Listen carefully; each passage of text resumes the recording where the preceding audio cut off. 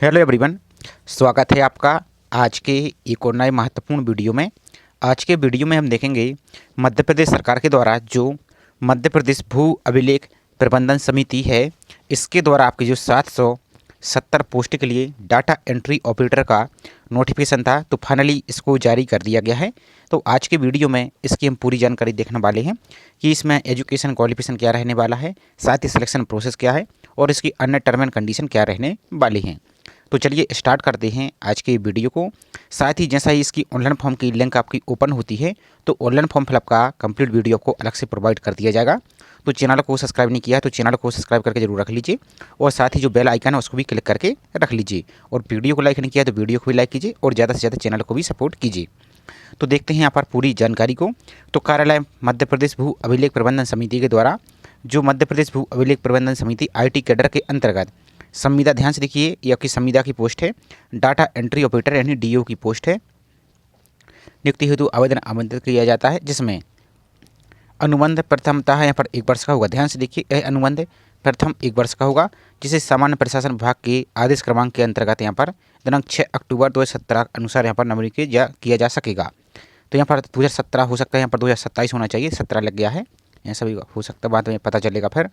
अब इसके बाद देखिए यहाँ पर डाटा एंट्री ऑपरेटर रिक्त पदों की संख्या 770 है और मासिक आपका मानदेय तो 52,000 से 20,200 रहेगा, नहीं 1900 ग्रेड पे की आपकी वैकेंसी रहने वाली है। बाकी शैक्षणिक योग्यता और अनुभव की बात करें तो सिंपल आप 12th पास यानी हायर सेकेंडरी पास हैं और इसके अलावा आपके पास CPCT प्रमाण पत्र होना चाहिए। तो इसमें यहाँ पर आप अप्लाई कर पाएंगे। और यहाँ पर आयु सीमा की बात और कर लेते हैं तो आयु आपकी मिनिमम 18 वर्ष और अधिकतम आपकी 40 साल यहाँ पर पूर्ण यानी 40 साल तक आपकी होनी चाहिए और आयु आपकी 1 जनवरी 2026 के अनुसार कैलकुलेट की जाएगी। बाकी जो SC ST OBC और महिला अभ्यर्थी हैं, अनारक्षित और आरक्षित और दिव्यांगजन के लिए अधिकतम आयु सीमा में 5 वर्ष तक की वो छूट रहेगी, यानी 45 वर्ष तक के यदि आप हैं तो इसमें अप्लाई यहाँ से कर पाएंगे। बाकी यहाँ पर आयु की गणना हेतु वही जन्म तिथि मान्य होगी जो आपके 10th की अंक सूची में दी गई है। और एक बात और ध्यान दीजिए, केवल मध्य प्रदेश के मूल निवासी जो इन पदों के लिए निर्धारित अर्हता रखते हैं वही आवेदन कर सकते हैं। तो जो अदर स्टेट के अभ्यर्थी हैं इसके लिए अब एलिजिबल यहाँ पर देख सकते हैं नहीं रहेंगे, सिर्फ मध्य प्रदेश के निवासी यहाँ पर एप्लीकेबल रहेंगे। पोस्ट की बात कर ले तो किस कैटेगरी में कितनी पोस्ट यहाँ पर हैं तो देख सकते हैं UR में 209, SC में 123, ST में 154, OBC में 208, EWS में 76 है और टोटल आपकी 770 पोस्टें हैं, जैसे मध्य प्रदेश की जो महिला अभ्यर्थी इनके लिए यहाँ पर डिवाइड की गई अलग अलग, जो दिव्यांगजन के लिए यहाँ पर अलग से डिवाइड कर दी गई हैं। अब यहाँ पर आवेदन की प्रक्रिया तो आपके ऑनलाइन माध्यम से की जाएगी। तो अभी इसकी लिंक ओपन नहीं हुई है जिस टाइम वीडियो रिकॉर्ड कर रहे हैं। जैसे ही लिंक आपकी ओपन होगी तो उसका आपको अलग से फॉर्म फिल का वीडियो कंप्लीट प्रोसेस आपको प्रोवाइड करेंगे।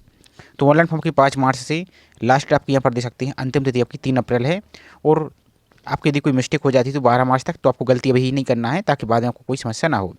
और लास्ट डेट आपकी सुधारने की 4 अप्रैल यहाँ पर रहने वाली है। अब आवश्यक दस्तावेज कौन कौन से आपको लगेंगे तो ये ध्यान दीजिए, आपको ये सभी डॉक्यूमेंट आपको अपलोड करना होगा। तो हाई स्कूल की सर्टिफिकेट यानी मार्कशीट, आपको 10th की 12th की मार्कशीट और CPCT स्कोर कार्ड ये भी आपको अपलोड करना होगा। इसके अलावा मध्य प्रदेश का मूल निवास प्रमाण पत्र, तो मध्य प्रदेश के मूल निवासी हैं तो उनके लिए आपको यहाँ पर जो आपका निवास प्रमाण पत्र ये आपको अपलोड करना होगा। और आपका जो जाति प्रमाण पत्र है यदि आप रिजर्व कैटेगरी अभ्यर्थी जैसे SC ST OBC non creamy layer और सामान्य प्रशासन विभाग का जो पत्र क्रमांक है पर 29 जून 2021 के अनुसार जो EWS अभ्यर्थी उनके लिए आपका जो EWS सर्टिफिकेट है ये भी अप्लाई यहाँ पर आपको अपलोड करना होगा और वित्तीय वर्ष 31 मार्च तक यहाँ पर आपका वैध रहेगा। और यहाँ पर जो डिसेबल अभ्यर्थी हैं, दिव्यांग अभ्यर्थी हैं, तो आपको जो दिव्यांगता का प्रमाण पत्र है इसको भी अपलोड आपको करना होगा।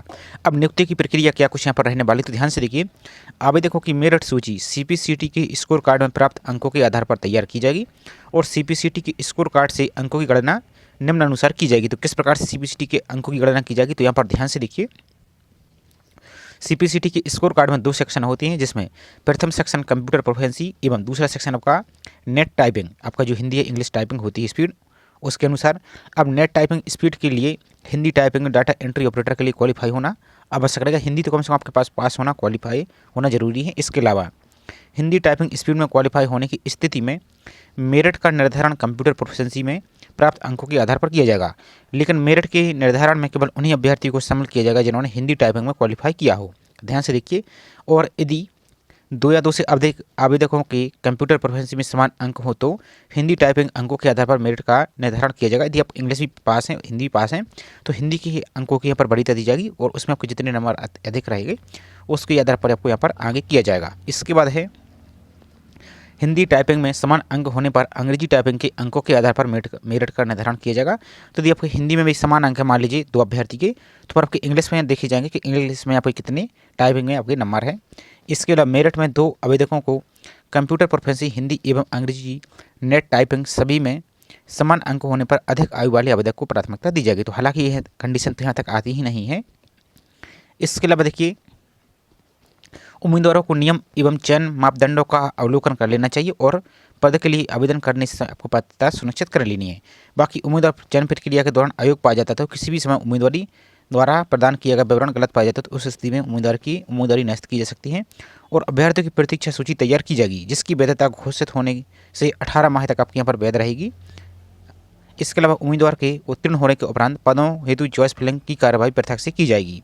तो जिस भी अभ्यर्थी का सिलेक्शन हो जाता है तो बाद में आपकी अलग से चॉइस फिलिंग हो जाएगी कि आपको कौन कहाँ पर आपको नियुक्त किया जाना है। इसके अलावा देखिए, संविदा की नियुक्ति की शर्तें, इसको थोड़ा और समझ लीजिए कि संविदा नियुक्ति यहाँ पर मध्य प्रदेश शासन के यहाँ पर रहेगी। संविदा नियुक्ति के दौरान दो पक्षों में यहाँ पर किसी एक पक्ष द्वारा 1 माह का नोटिस देकर वेतन देकर संविदा नियुक्ति समाप्त की जा सकेगी। संविदा नियुक्ति के दौरान यहाँ पर ये सब कुछ आपको पढ़ लेना है। इसके अलावा देखिए और इम्पोर्टेंट क्या है इसमें, तो इतना ही नोटिस यहाँ पर और दिखा देते हैं आपको हम थोड़ा सा।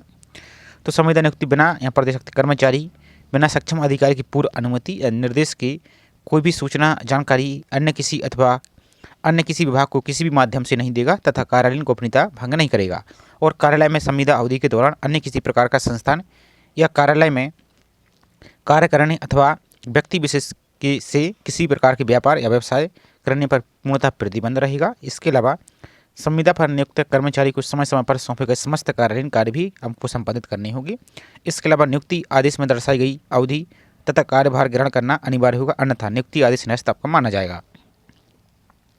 अब यहाँ पर ध्यान से देखिए, सबसे महत्वपूर्ण बातें यहाँ पर 2 बातें यहाँ पर लिखी हैं। ये देखिए कि चयनित अभ्यर्थी को उसकी पदस्थापना स्थान पर कार्य ग्रहण आपको करने की दिनांक से संविदा माना जाएगा और असंविदा पर नियुक्ति कोई व्यक्ति बिना किसी विशेष कारण और बिना किसी सूचना के अपने कर्तव्य से 1 माह से अधिक अनुपस्थित रहता है तो आपको यहाँ पर तो भी आपको रिजेक्ट कर दिया जाएगा, बाहर कर दिया जाएगा। और संविदा पर नियुक्ति कर्मचारी मध्य प्रदेश सिविल सेवा नियम लागू होंगे और संविदा पर नियुक्त कर्मचारी को कदाचार, ये सब ठीक है। संविदा नियुक्ति 1 वर्ष के लिए की जाएगी। ध्यान से देखिए, प्रत्येक वर्ष से कार्य का मूल्यांकन किया जाएगा और आवश्यकता अनुसार उपयुक्तता होने पर अवधि आपकी बढ़ाई भी जा सकती है। और संविदा पदों पर भर्ती राजस्व न्यायालय की जा रही है, अतः यह पूर्णतः पद आपका अस्थानांतरीय रहेगा। बाकी दिव्यांगजन का आरक्षण यहाँ पर कुल रिक्तियों का 6% होगा, महिला आरक्षण यहाँ पर 35% होगा। अपूर्ण निर्धारित प्रारूप में पाए गए आवेदन निरस्त माने जाएंगे और अंतिम तिथि के बाद प्राप्त आपके आवेदन पर विचार नहीं किया जाएगा। तो इस प्रकार की पूरी प्रोसेस आपकी रहने वाली है। टर्म एंड कंडीशन को एक बार आपको अच्छी तरीके से पढ़ लेना है। यहाँ पर उन्होंने क्लियर बोल दिया है कि आपकी नियुक्ति किस प्रकार से कितनी यहाँ पर अनुसार आपकी किया जाएगा। बाकी इसके नोटिस को आपको हम दिखा देते कैसे आप इसको डाउनलोड करेंगे। तो नोटिफिकेशन को डाउनलोड करने के लिए सिंपल सा आप अपने ब्राउजर में टाइप करेंगे चयन CHAYAN MP ऑनलाइन और सर्च पर आप क्लिक कर देंगे इस प्रकार से। अब आपको जो पहली लिंक दिख रही चयन पोर्टल, इस पर आपको क्लिक कर देना इस प्रकार से। तो इसके बाद आपको इस प्रकार के विभिन्न प्रकार के आपको जो नोटिस दिख रहा है इनमें सब किसी भी बार अभी क्लिक करेंगे ये एरो के ऑप्शन पर या क्लिक हियर पर, तो आपका नोटिफिकेशन यहाँ से डाउनलोड हो जाएगा। कुछ टाइम बाद यहाँ पर आपकी लिंक आपकी ऑनलाइन फॉर्म की एक्टिव हो जाएगी। तो जैसे लिंक आपकी एक्टिव होती है तो उसका ऑनलाइन फॉर्म फिल का आपको वीडियो कंप्लीट प्रोसेस आपको प्रोवाइड कर दिया जाएगा। तो उसको देखकर आप बिना किसी मिस्टेक के आप अपने फॉर्म को फिल कर सकते हैं। बाकी इस जानकारी को जब तक आप अच्छी तरीके से पढ़ लीजिए और सभी डॉक्यूमेंट आप रेडी करके रख लीजिए। तो छोटी सी इन्फॉर्मेशन थी, आई होप जानकारी आपको पसंद आई होगी। जानकारी पसंद आई हो तो वीडियो को लाइक कीजिए और चैनल को अभी तक सब्सक्राइब नहीं किया है तो चैनल को सब्सक्राइब करके जरूर रखें इसी प्रकार की रेगुलर अपडेट पाने के लिए। तो चलिए मिलते हैं इसी तरीके से एक और नई जानकारी के साथ। जय हिंद।